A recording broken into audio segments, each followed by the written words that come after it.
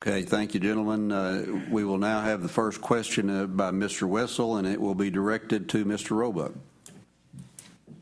Mr. Roebuck, we're here tonight because of ethical and possibly criminal violations of the state campaign finance laws. What, if anything specifically, would you change about state campaign finance laws and the rules that govern how the state's Ethics Commission handles complaints? Chris, the biggest problem, and I've had this problem this time, I've had 2 or 3 different people give me different answers on different questions. For example, the Secretary of State, you know, what we need is a better coordination of the Secretary of State's office and the government. We need them working together better, because you call one and they tell you one thing, and then they call you and do something else. But what we need is television and newspapers that are vigilant. That's the best thing you can have. You know, they're there, they know what's, and private citizens like Bob, you know. It's very important that you take your responsibility. It's your responsibility to make sure that ethics are carried out to the highest extent of law and make sure everything's done. We don't need any more rules. We got enough rules. We don't need any more. What we need is people that are concerned with government, that have an interest in government, and that will do things when they see things are wrong. They'll take care of it, and they'll rise up and make sure. That's certainly what has happened here in Jonesboro. I think we're all aware of that, and it was all done because of a private citizen. Things are getting better. When I was in the Senate, 4 of the guys that I served with went to prison as soon as their term was over down there, so we are doing better. Now, we still got a ways to go.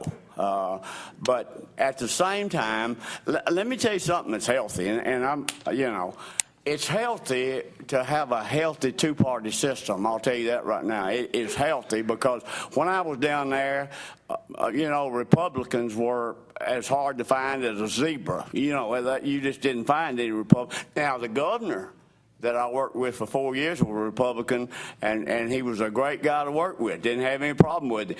But things are getting better. We've got more people that are looking at. We've got more people in public that are taking it on themselves. We've got more newspaper editors and reporters and things like that are checking all these leads and things. When I was down there, everything that could be covered up was covered up. I'll tell you that right now. Now, I didn't know some of these things that were going on. Okay, Mr. Baker.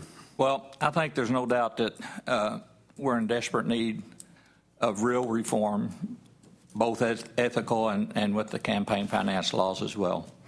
And I'm convinced that what has happened in the last few days in the Senate has been a matter of trying to change those ethical laws and trying to get things changed. But I don't think that's enough.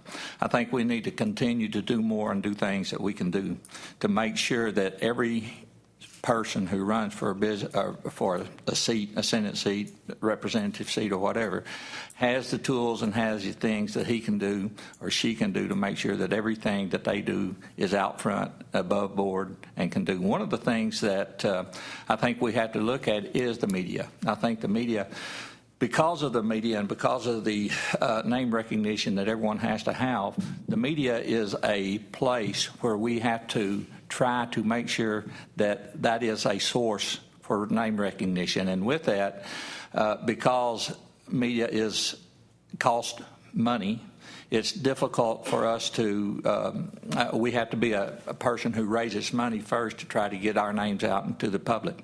And I think that until there is a place and a time for individuals who's running to have, I'm not saying free media, but a special type of time for us to create a situation that everyone can run on the same platform. I think that's important. I don't want to see, I think the answer is an easy answer, but I'm not so sure that how to enact that answer is going to be as easy as we think. Okay, Mr. Harris has the next question, and it will go first to Mr. Roebuck. Mr. Roebuck, Next week, more than 250,000 Arkansans will begin enrolling in health care plans made available through Medicaid expansion. What are your thoughts on Medicaid expansion in the state? My thoughts are it's a mess.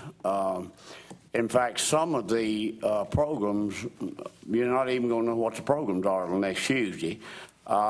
We've got 5 different programs involved in this thing. They've only got prices and premiums for 3 of the 5 programs. There's 2 of the top programs they don't even have any premiums for. It's just it's a terrible mess right now. But we've got to. You mentioned one thing that's very important. That only concerns about 20 million people in the United States. We've got Medicare people that are taken care of. We've got other people that are involved in industry and so forth. They are provided insurance. But the problem is that it looks like it's just a typical government mess. I mean, nobody knows exactly what's going to happen. We know one thing that is it a bad idea? I don't think so. I don't think it's a bad idea. I just think that there are better ways to do it than what we're doing. And I think if we had more input from our state insurance commissioners and people like that, I think we would have a lot better program than we're going to have right now. It's going to be hard for people to understand it, and it's still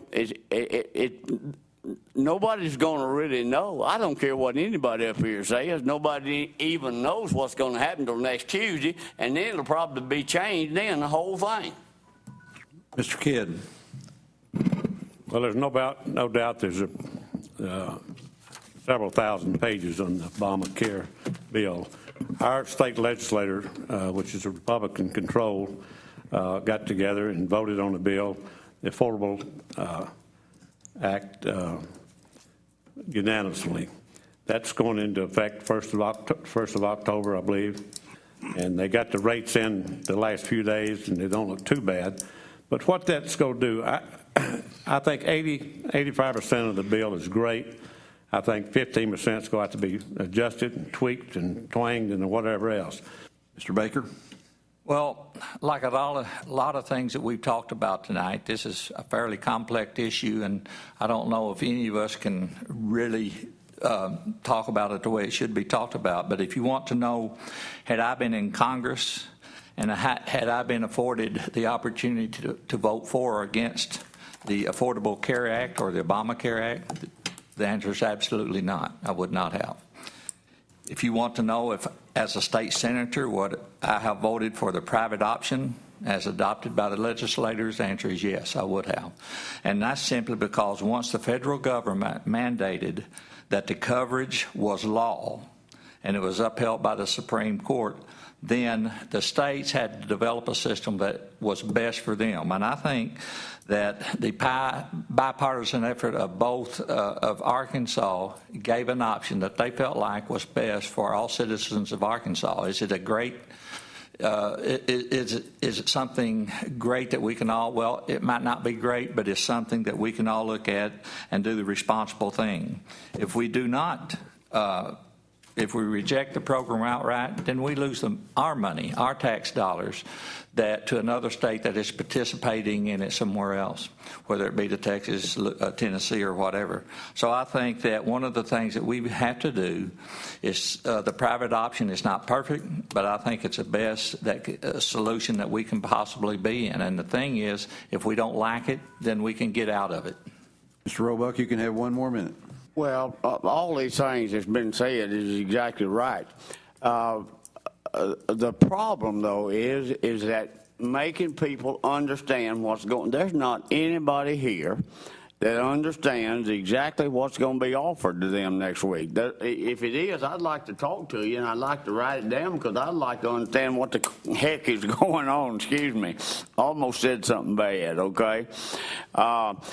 It's very important that we educate ourselves on these programs. There's a lot of information on the internet, and you need to find, if you're in this 20%, that, for goodness sakes, learn what you're doing, because if you select one of these things, some of your cost is going to be tremendous. Some of your money that's paid up front, and you have no drug care, nothing like that. So you just really need to make